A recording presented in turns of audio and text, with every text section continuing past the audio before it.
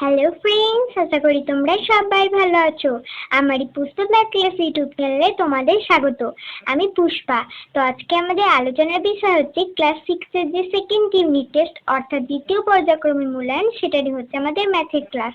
তো এটা হচ্ছে আমাদের 8 নম্বর ক্লাস। এর আগে কিন্তু আমাদের 7টি যে ক্লাস সেটা কিন্তু আপলোড করা হয়ে গেছে। এরপরে আমরা সেকেন্ড ইউনিট টেস্টের দিক থেকে ম্যাথের ক্লাস আর কিন্তু একটি ছাড়বো। হ্যাঁ, তাহলে টোটাল আমাদের 9টি ভিডিও হবে। তোমরা এই 9টি ভিডিও যদি ভালোভাবে প্র্যাকটিস করো তাহলে কিন্তু অবশ্যই তোমাদের পরীক্ষা ভালো হবে। তাহলে তোমরা এই 9টি ভিডিও প্র্যাকটিস করবা, তাহলে কিন্তু হয়ে যাবে। আর এরপর আমাদের এক্সট্রা ভিডিও আসবে, সেগুলো তোমরা দেখে নেবে। আর যেগুলো তোমরা বুঝতে পারবে না সেগুলো কিন্তু অবশ্যই আমাকে কমেন্ট করে জানাবে। আর যদি এক্সট্রা কোনো কোশ্চেন থাকে সেটাও কিন্তু তোমরা কমেন্ট করে জানাতে পারো। তো চলো আর দেরি না করে আমরা এই ভিডিওটাকে শুরু করি।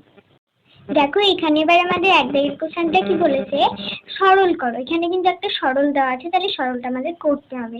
তাহলে দেখো এখানে আমরা করছি, এখানে আমরা ইকুয়াল টু দিলাম। তাহলে প্রথমে এই যে ধনাত্মক আর ঋণাত্মক সংখ্যা এরকম দেওয়া আছে, তাহলে হচ্ছে কি আমি তোমাদের বলে দিচ্ছি যে প্লাসে প্লাসে প্লাসে প্লাসে যদি গুণ করা হয় তাহলে হয় প্লাস, মাইনাসে মাইনাসে গুণ করলে প্লাস হয়, মাইনাসে প্লাসে গুণ করলে মাইনাস হয়, প্লাসে মাইনাসে গুণ করলে মাইনাস হয়। এটা তোমাদের জেনে রাখতে হবে, তাহলে কিন্তু এই সরল করে দেওয়া থাকে এগুলো কিন্তু তোমরা খুব সহজেই ক্যালকুলেশন করতে পারবে। তাহলে এখানে কি দেওয়া আছে, যদি এখানে দেখো এখানে কি দেওয়া আছে দেখতে হবে, -11। তাহলে এখানে -11 লিখে দিলাম। এবার কিন্তু তোমার ব্র্যাকেট দিতে পারো, না দিতেও পারো। তো -11 লিখলাম। এবার আমরা কি বললাম যে প্লাসে প্লাসে গুণ করলে কি হয়, প্লাস হয়। মানে আমি বলে দিচ্ছি যে দুটো যদি একই হয় তাহলে প্লাস হবে, আর যদি আলাদা আলাদা হয় তাহলে কিন্তু মাইনাস হবে। তাহলে প্লাসে প্লাসে হয় প্লাস, তাহলে এখানে 18 লিখে দিলাম। তারপর এখানে প্লাসে মাইনাসে কি হয়, আমরা এক্ষুনি বললাম যদি দুটো আলাদা হয় তাহলে কিন্তু মাইনাস হতে, প্লাসে মাইনাসে আমাদের হবে মাইনাস, -16। এবার এটা ইকুয়াল টু দিলাম। হ্যাঁ, এবার আমরা দেখো এখানে দেওয়া আছে -11 আর এখানে আছে -16। তাহলে এবার এই যে ধরো এই যে -11 আর হচ্ছে -16, তার মানে এই যে মাইনাস মানে কি, যে ঋণাত্মক। তাহলে ঋণাত্মক মানে হচ্ছে তোমাকে মানে শোধ করতে হবে আর কি। তাহলে তোমার ধরো দোকানে বাকি আছে একটা 16 টাকা আর একটা 11 টাকা, তাহলে টোটালে তোমার কত টাকা বাকি আছে না 27 টাকা, মানে হচ্ছে -27 টাকা। এবার এখানে +18 আছে, +18 লিখে দিলাম। এটাই করবো। এবার দেখো তোমার পকেটে আছে ধরো 18 টাকা, আর ধরো 27 টাকা হচ্ছে তোমার বাকি আছে। তাহলে তোমার তো 18 টাকা তুমি শোধ করে দিলে, তারপর তোমাকে আবার পরে কত টাকা দিতে হবে, তাহলে এখানে আমাদের 27 থেকে 18 বাদ দিতে হবে, তাহলে কত হবে 9 টাকা। তাহলে তোমাকে আরো যেহেতু 9 টাকা দিতে হবে সেজন্য এখানে -9 টাকা হবে। তাহলে এটাই হলো আমাদের অ্যান্সার। তাহলে এটা বোঝা গেল। তারপরে এবার দেখো আমরা 2 দাগের কোশ্চেনটা যাই। দেখো এখানে এবার আমাদের 2 দাগের কোশ্চেনটা বলেছে যে রহিম 1 ঘন্টায় একটি কাজের 1/3 অংশ করতে পারে, 5/6 ঘন্টায় সে কাজটির কত অংশ করবে। আমাদের কিন্তু এটা বলেছে। তাহলে এখানে এই যে 1 ঘন্টা আর এই যে 5/6 ঘন্টা, এই দুটোকে কিন্তু আমরা মিনিটে করে নেব। তাহলে 1 ঘন্টা মানে কত মিনিট, আমরা জানি 60 মিনিট।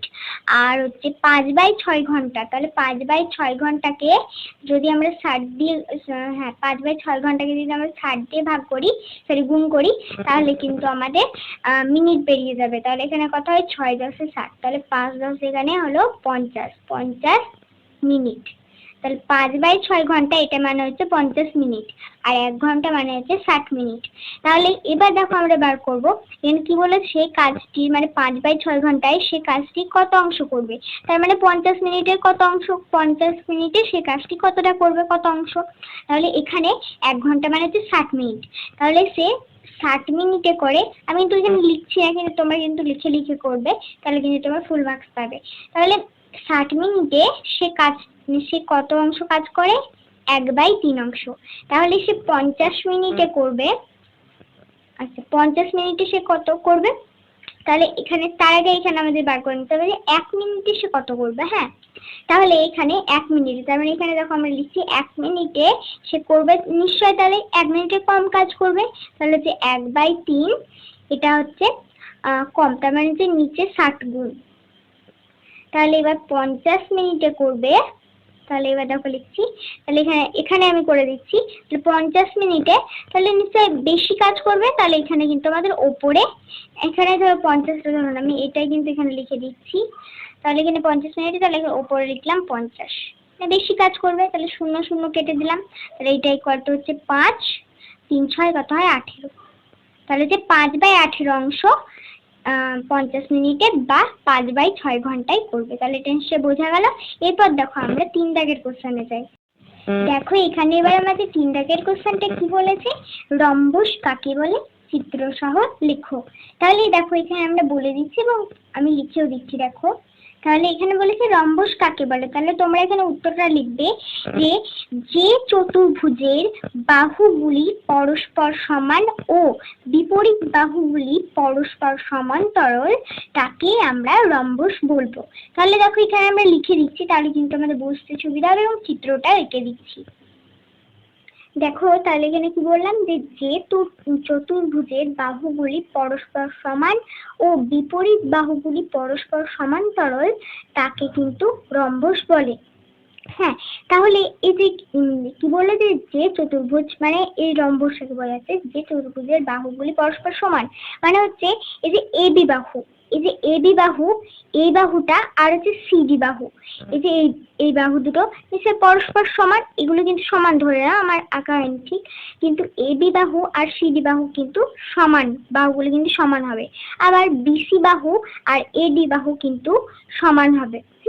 তাহলে মানে পরস্পর সমান, বিপরীত বাহুগুলি পরস্পর সমান, এটা বোঝাতে চাইছে। আর হচ্ছে বিপরীত বাহুগুলি পরস্পর সমান্তরাল তাকেই বলা হয় রম্বস। তাহলে এবার বিপরীত বাহুগুলি সমান্তরাল এটাই বলতে চাইছে। তাহলে হচ্ছে যেরকম ধরো এবি বাহু আর এই যে সিডি বাহু, এই দুটো সমান্তরাল, মানে কি এই দুটো বাহু কোনো জায়গায় মিলিত হবে না। আবার দেখো এডি বাহু আর এই যে বিসি বাহু, এই দুটো কেন এদিকে যদি বাড়ানো হয় তাহলে কিন্তু এরা কোনো জায়গায় গিয়ে মিলিত হবে না। আবার এটাও তাই, কোনো জায়গায় গিয়ে কিন্তু এই দুটো বাহু মিলিত হবে না। সেই জন্য এদেরকে বলা হচ্ছে মানে বিপরীত বাহুগুলো এদের পরস্পর সমান্তরাল, আবার কিন্তু বিপরীত বাহুগুলো পরস্পর সমান। তাহলে যে চতুর্ভুজের বাহুগুলি পরস্পর সমান ও বিপরীত বাহুগুলি পরস্পর সমান্তরাল তাকে বলে রম্বস। তাহলে এটা নিশ্চয়ই বোঝা গেল। তাহলে এভাবে কিন্তু তোমাদেরকে বুঝে বুঝে করতে হবে। তাহলে এবার দেখো আমাদের 4 দাগের কোশ্চেনটায় যাই। দেখো এখানে এবার আমাদের 4 দাগের কোশ্চেনটা কি বলেছে যে দেখো এখানে কিন্তু এবার আমাদের একটু আগে আমরা কি করলাম যে মাইনাস প্লাসের যে সরলগুলো সেগুলো করলাম। এবার কিন্তু আমাদের ভগ্নাংশের সরলটা আছে, এবার ভগ্নাংশের সরলটা আমাদেরকে করতে হবে। তাহলে এখানে দেখো আমাদের এটা ইকুয়াল টু দিচ্ছি আমরা, দিয়ে এখানে কি দেওয়া আছে মেজো ব্র্যাকেট দিয়ে দিলাম, দিয়ে এখানে আছে 11/16, এটা ডিভাইড বাই, এখানে দেখো এখানে একটা যোগ আছে, তাহলে এই যোগটা তোমরা দেখো পাশে করে নেবে, তোমরা যোগটা করে নেবে। তাহলে যোগটা করলে দেখতে পাবে এখানে আমাদের অ্যান্সার হবে 9/6। হ্যাঁ, আর এখানে এবার 9/6 যেটা হলো, এবার দেখো এখানে কিন্তু ছোট ব্র্যাকেটের কাজটা যেহেতু আমরা বাইরে করে নিয়েছি, তাহলে এবার দেখো এখানে আমাদের এবার মেজো ব্র্যাকেট রয়েছে, তাহলে মেজো ব্র্যাকেটটা এখানে দিয়ে দিলাম। তাহলে এরপর এবার এখানে মাইনাস রয়েছে, মাইনাস দিলাম, তারপর 1/3 লিখে দিলাম। এবার ইকুয়াল টু দিলাম, তাহলে ছোট ব্র্যাকেটের পর এখানে ছোট ব্র্যাকেটের কাজ হয়ে গেছে, তাহলে এবার কি আছে মেজো ব্র্যাকেটের কাজ। তাহলে এবার আমরা করবো, তাহলে এবার দেখো এখানে আমরা মেজো ব্র্যাকেট দিলাম, এখানে দেখো 11, এখানে কিন্তু 11/16 ডিভাইড বাই 9/6, তাহলে 11/16 এখানে ডিভাইড বাই আছে, ডিভাইড বাইটা এখানে গণিত হয়ে যাবে, আর এখানে এই যে 9/6টা 6/9 হয়ে যাবে, 6/9। এবার দেখো আমরা এখানে কাটাকাটি করে নিচ্ছি, তাহলে 6 আর 9 যদি 3 দিয়ে যদি কাটি, 3 3 9, আর হচ্ছে 3 2 6, আর এখানে হচ্ছে 8 2 16। এবার এখানে মেজো ব্র্যাকেট দিলাম, এটা -1/3।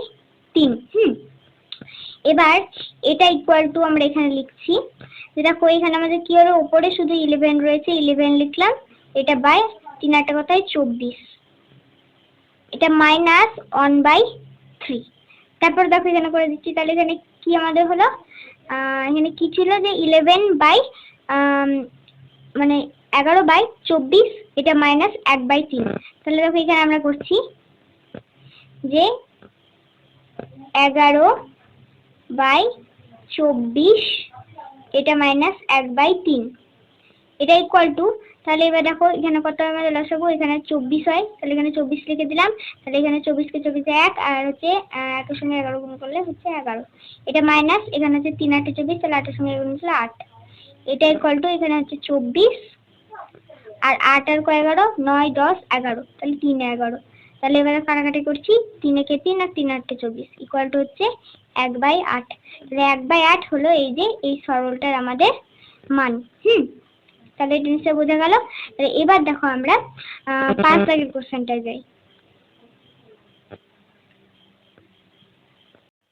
দেখো এখানে এবার আমাদের 5 দাগের কোশ্চেনটা কি বলেছে, ও এখানে 16 পূর্ণ হবে। হ্যাঁ, 16 পূর্ণ 2/3 মিটার লম্বা ফিতের 3/8 অংশ কেটে নিয়ে তাকে সমান 5টি ভাগে কাটলে একটি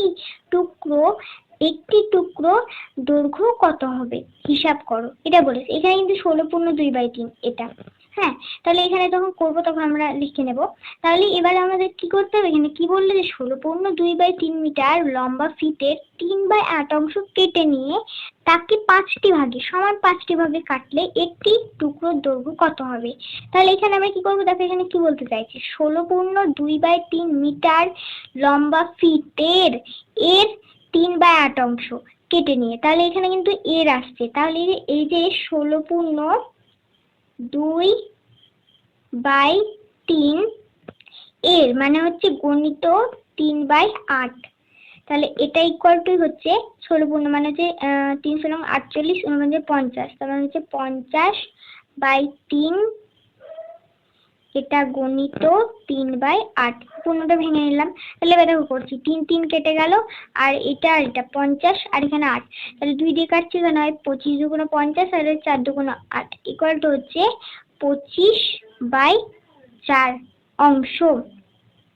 তাহলে এই যে 16 পূর্ণ 2/3 মিটার লম্বা ফিতে 3/8 অংশ কেটে নিয়ে কত হলো 25/4 অংশ। এবার একে মানে তাকে বলতে যাচ্ছে, তাহলে তাকে সমান 5টি ভাগে ভাগ করলে, তার মানে এই যে 25/4 একে 5টি ভাগে ভাগ করতে হবে। তাহলে কিন্তু আমাদের একটু যে ফিতে একটি দৈর্ঘ্য যে ফিতে সেটা কিন্তু আমাদের দৈর্ঘ্যটা পাওয়া যাবে, একটি টুকরোর যে ফিতের যে দৈর্ঘ্য সেটা কিন্তু পাওয়া যাবে। তাহলে যে 25/4 এটাকে 5 দিয়ে ভাগ করতে হবে, ডিভাইড বাই 5, এটা ইকুয়াল টু, তাহলে হচ্ছে 25/4 এটা গুণিত 1/5। এবার 5 5 25 ইকুয়াল টু, তাহলে এবার কত হচ্ছে, উপরে আছে 5 নিচে আছে তাহলে 5/4 এত।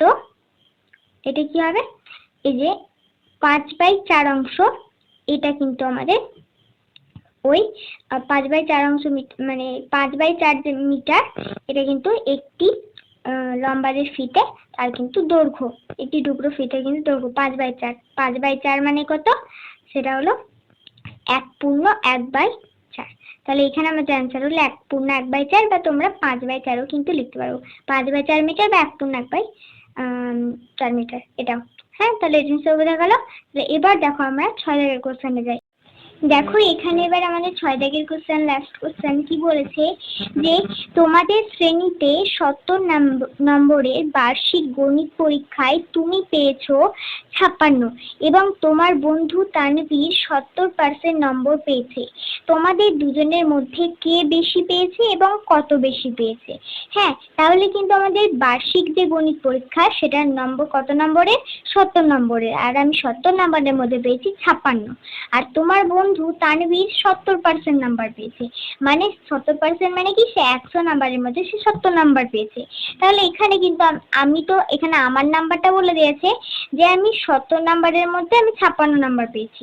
তাহলে এখানে তো আমাদের বার করতে হবে, এখানে হচ্ছে 70%, তার মানে এখানে আমাকে বার করতে হবে যে সে 70-এর মধ্যে কত পেয়েছে, 100-এর মধ্যে নাই 70 পেয়েছে, তাহলে 70-এর মধ্যে কত পেয়েছে। তাহলে এইখানে আমরা বার করছি, 100-এর মধ্যে তানভীর পেয়েছে 70 নম্বর, তাহলে সে 70 নম্বরের মধ্যে পেয়েছে, তাহলে 1 নম্বরের মধ্যে নিশ্চয়ই সে কম পাবে, তাহলে যে 70/100 গুণিত তাহলে 70 মানে 70 নাম্বারে সে বেশি পাবে, তাহলে দুটো শূন্য দেখো কেটে দিলাম, ইকুয়াল টু 7 49 নাম্বার। তার মানে 70-এ সে 49 পেয়েছে তানভীর।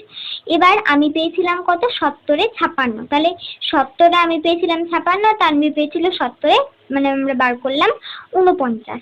তাহলে তাহলে দেখো এবার আমি পেয়েছিলাম 56 আর ও পেলো কত, তানভীর কত পেলো 49, তাহলে কে বেশি পেলো, আমি। বাট এখানে তাহলে কি লিখবে, তুমি। তাহলে এখানে তোমরা যখন লিখবে তখন বলবে আমি, মানে এখানে আমি বলছি তুমি বেশি, তুমি পেয়েছো এত, তাহলে এখানে লিখবো যে এখানে তাহলে এবার আমি নাই বেশি পেলাম এটা তো বুঝতে পারলাম, কিন্তু এই যে 56 পেয়েছে তাহলে আমি বেশি পেয়েছি, আর ও কম পেয়েছে, তাহলে এবার কত বেশি পেয়েছি সেটা, তার মানে 56 থেকে আমাদেরকে 49 বাদ দিতে হবে। তাহলে 56 মাইনাস 49, তাহলে যদি আমরা 56 থেকে যদি 49 যদি বাদ দিলে আমাদের কত হয়, 7 হয়। তাহলে এবার আমরা যখন টোটাল মানে ফাইনালি যে আমরা উত্তরটা লিখবো তখন আমরা কি লিখবো, যে দুজনের মধ্যে কে বেশি পেয়েছে, তাহলে তুমি বেশি পেয়েছো, আর কত বেশি পেয়েছো না 7 নম্বর বেশি পেয়েছো। তাহলে এখানে আমরা লিখবো, তাহলে লিখবো আমি 7 নম্বর বেশি পেয়েছি। তাহলে এটা নিশ্চয়ই বোঝা গেল, এটাই ছিল আমাদের লাস্ট কোশ্চেন। এভাবেই তোমরা কিন্তু এই ভিডিওগুলো দেখতে থাকো। আর তাহলে আজকে আমরা অনেকগুলো অঙ্ক করলাম, এভাবে যদি আমরা প্র্যাকটিস করতে থাকি তাহলে কিন্তু আমাদের পরীক্ষা অবশ্যই ভালো হবে। আর এটা হচ্ছে আমাদের 8 নাম্বার সেট, এরপর আমাদের কিন্তু সেকেন্ড ইউনিট টেস্টের দিক থেকে আর একটা ভিডিও আসবে, তাহলে টোটালি আমাদের 9টা ভিডিও হয়ে যাবে। এই 9টা ভিডিও তোমরা যদি ভালোভাবে দেখো, রিপিট করে দেখো, তাহলে কিন্তু তোমাদের অবশ্যই পরীক্ষা ভালো হবে, তোমাদের মনে থাকবে। আর তোমাদের যদি কোনো সমস্যা থাকে এইগুলো ম্যাথগুলো যদি না বুঝতে পারো তাহলে কিন্তু আমাকে কমেন্ট করে জানাবে, বা তোমরা কিন্তু আবার রিভাইজ করে দেখে নিতে পারো, তাহলে কিন্তু তোমাদের আর কোনো সমস্যা থাকবে না। আর যেগুলো তোমরা বুঝতে পারবে না বা যেগুলো তোমাদের জানার থাকবে সেগুলো কিন্তু অবশ্যই তোমরা কমেন্ট করে জানাতে পারো, তাহলে কিন্তু তোমাদের সেগুলো জানিয়ে দেওয়ার চেষ্টা করব আমি। আর তোমাদের যদি এই ভিডিওটা ভালো লাগে থাকে তাহলে অবশ্যই লাইক, কমেন্ট, শেয়ার এবং সাবস্ক্রাইব করে দেবে। যারা সাবস্ক্রাইব করে দিয়েছে তাদেরকে অসংখ্য ধন্যবাদ, আর যারা করনি তাদেরকে বলে এক্ষুনি করে দাও। তার কারণ হচ্ছে পরবর্তী যে ভিডিওগুলো আপলোড হবে সেগুলো তোমাদের কাছে যাতে আগে চলে যায়, এই জন্যই কিন্তু বলা। তো আজকের মতো এখানে, পরবর্তী ভিডিওতে তোমাদের সঙ্গে আবার দেখা হচ্ছে, টাটা।